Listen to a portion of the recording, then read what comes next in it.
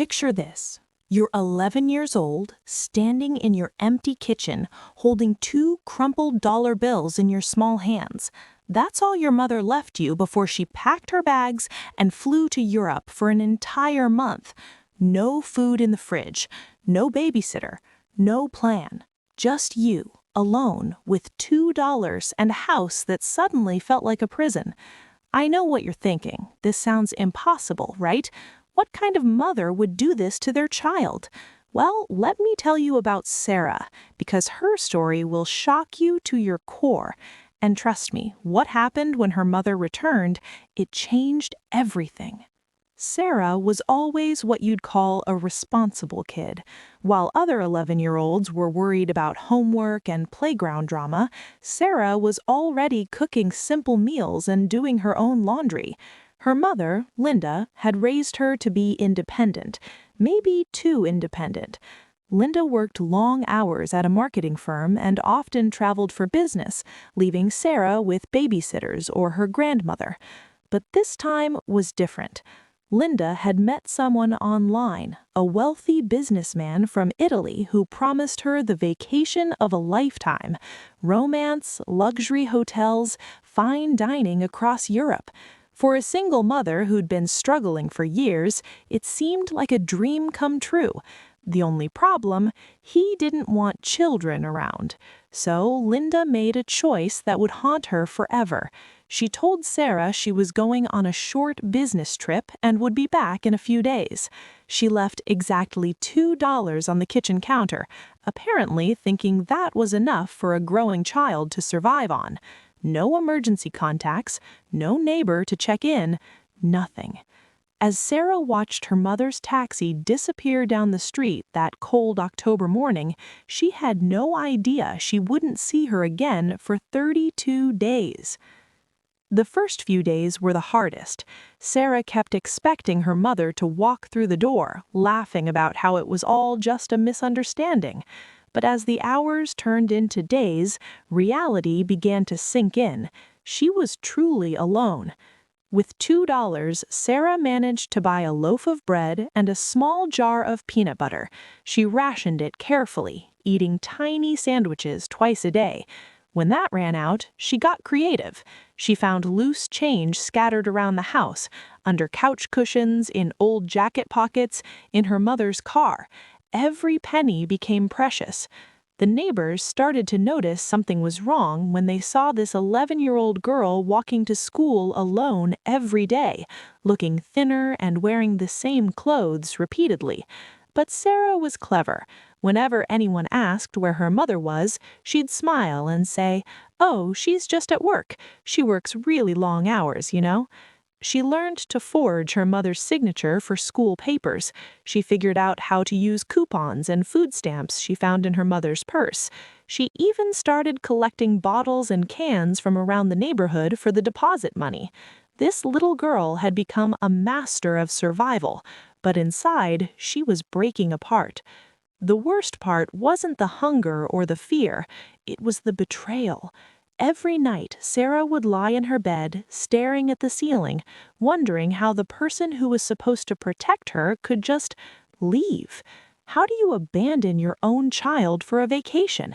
How do you choose a stranger over your own daughter? But here's what Linda didn't know. Sarah was documenting everything. Every empty day, every missed meal, every tear she cried alone in that empty house. She kept a detailed journal, took photos, saved every receipt. She didn't know why at the time, but something inside her knew this evidence would be important someday. And boy, was she right. 32 days later, Linda returned with a golden tan, designer clothes, and bags full of expensive souvenirs. She walked through the front door like nothing had happened, calling out cheerfully, "Sarah, Mommy's home! Wait until you see what I brought you." But the house was eerily quiet. Linda found Sarah in her room, sitting at her desk, looking pale and thin. When Linda tried to hug her, Sarah just stared at her with eyes that seemed much older than 11. "How was your business trip, Mom?" Sarah asked quietly. Linda's face flushed. She'd forgotten her own lie. "Oh, it was good, sweetheart. Very productive. Look, I brought you this beautiful necklace from Rome." Sarah didn't even glance at the jewelry. Instead, she opened her desk drawer and pulled out a thick folder. "Mom, I need to show you something." What happened next left Linda speechless. Sarah had documented everything: photos of the empty refrigerator, receipts showing she'd spent her own money on food, her journal entries describing the hunger, the fear, the nights she'd cried herself to sleep in that empty house, bank statements showing Linda had been spending hundreds of dollars on fancy restaurants while her daughter survived on bread and peanut butter. Linda tried to make excuses. She claimed she'd left money with a neighbor. She hadn't. She said she'd arranged for Sarah to eat at friends' houses. She hadn't. She insisted it was only supposed to be a week. It wasn't. But Sarah had proof of everything. "I know about Marco, Mom," Sarah said quietly. "I know this wasn't a business trip. I know you chose him over me." The room fell silent. Linda realized her 11-year-old daughter had outsmarted her completely. What Sarah did next was brilliant. She didn't scream or cry or throw a tantrum like most kids would. Instead, she made copies of everything and mailed them to 3 very important people: her school principal, her grandmother, and Linda's boss at the marketing firm. The reaction was swift and devastating. The school immediately called Child Protective Services.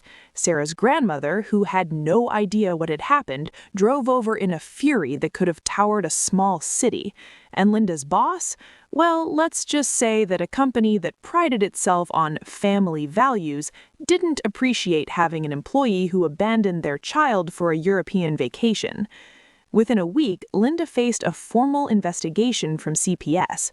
Her mother threatened to sue for custody of Sarah, and her job? Gone. The company fired her for conduct unbecoming of our corporate values after the story somehow made its way to local news outlets. But Sarah wasn't done. She'd learned something powerful during those 32 days alone. She didn't need her mother as much as her mother needed her. Sarah was smart, resourceful, and stronger than anyone had given her credit for.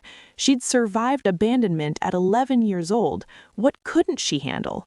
When the custody hearing came, Sarah stood before the judge and calmly explained everything that had happened.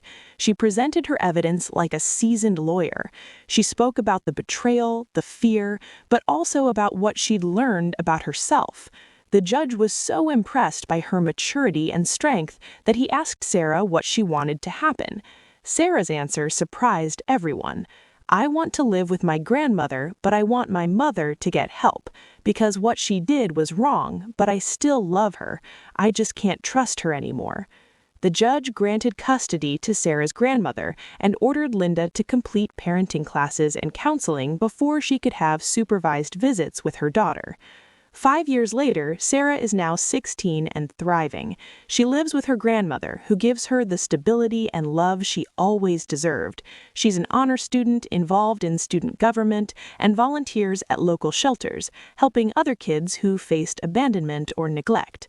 Linda? She did complete the counseling and parenting classes.